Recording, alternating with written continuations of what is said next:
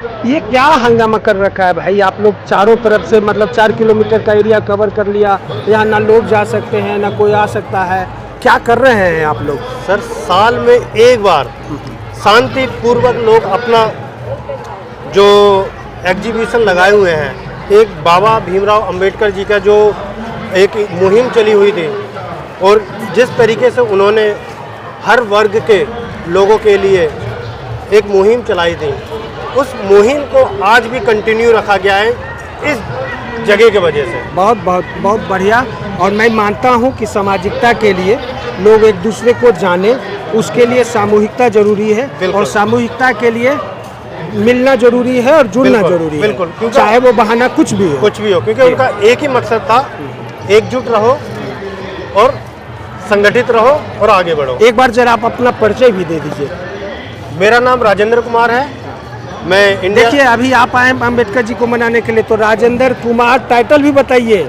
मेरा नाम है राजेंद्र कुमार कनौजिया। यस, मैं इंडिया लेवल लाइन में लीगल ऑफिसर हूँ। बहुत बढ़िया। और हम लोग यहाँ पे जो मजदूर वर्ग है उनके लिए काम करते हैं, तो उनको हम अवेयर करने के लिए, ताकि हमारी संस्था के जो ऑब्जेक्टिव्स हैं लोगों को पता चले और हम लोग उनकी फ्री ऑफ कॉस्ट में उनकी सेवा कर सकें।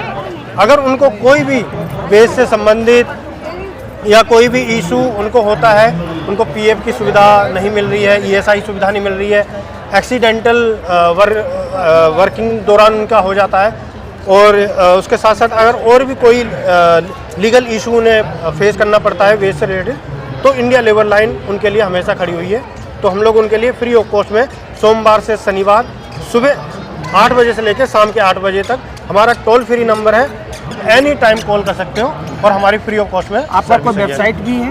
Website www.indialeverline.com। ठीक है। लास्ट, अंबेडकर जी के बारे में आप क्या कहना चाहेंगे? अंबेडकर जी के बारे में मैं यही कहूँगा, एक बहुत बड़े महान समाज सुधारक रहे हैं वो। उनके जितना पढ़ा लिखा समाज में कोई रहा नहीं है। आज भी हम देख रहे हैं कि युवा लोग उनके रास्ते पे चल रहे हैं और सभी लोग उनके आदर्शों को फॉलो कर रहे हैं। और मैं भी सभी अपने देशवासियों को यही कहना चाहूँगा कि जो उन्होंने कर दिखाया है, हम लोगों को भी उनके रास्ते पे चल के हम सभी वर्ग के लोगों के लिए एकजुट होकर काम करना चाहिए। वकील साहब, आपसे ना एक दूरदर्शी सवाल पूछ लेता हूँ। जी जी। आज से लगभग 40-50 साल पहले आरक्षण लागू हुआ था जी। मंडल के समय में सारी चीज़ें चली थी ओबीसी के लिए। हाँ जी। तब से लेकर आज तक जी, जब आरक्षण चला, आरक्षण का उद्देश्य एक था, जो सबसे निम्न वर्ग के लोग हैं उनका उत्थान हो, ताकि वो सबके साथ अपना कदम दर कदम आगे बढ़ सके। बिल्कुल बिल्कुल। 50 साल के बाद भी जी, आज भी स्थिति बहुत ज़्यादा नहीं बदली है, तो इसके पीछे क्या रीज़न आप देखते हैं?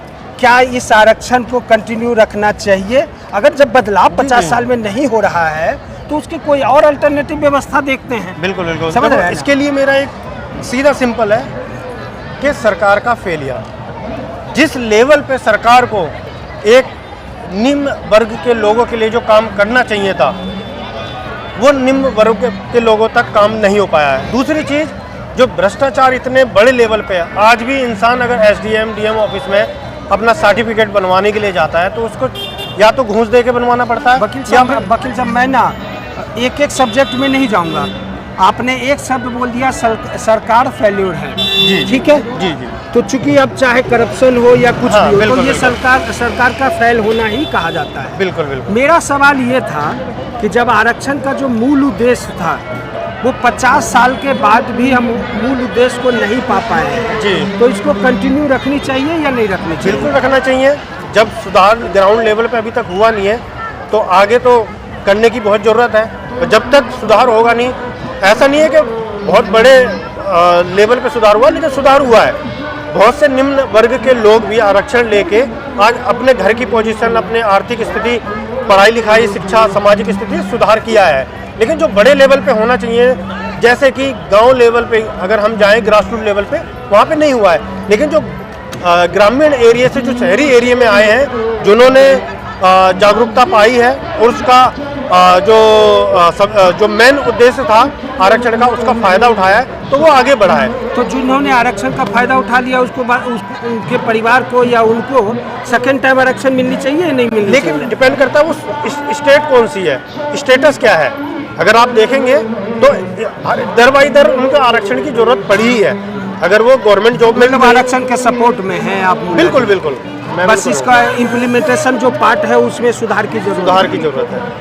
बहुत बहुत शुक्रिया, आपने हमें समय दिया और मैं मैसेज कन्वे कर दूंगा कि आपसे ज़्यादा लोग आपसे फ़ायदा ले सकें और आप भी बहुत सारे लोगों को फ़ायदा दे सकें। बिल्कुल बहुत बहुत शुक्रिया। बहुत बहुत धन्यवाद।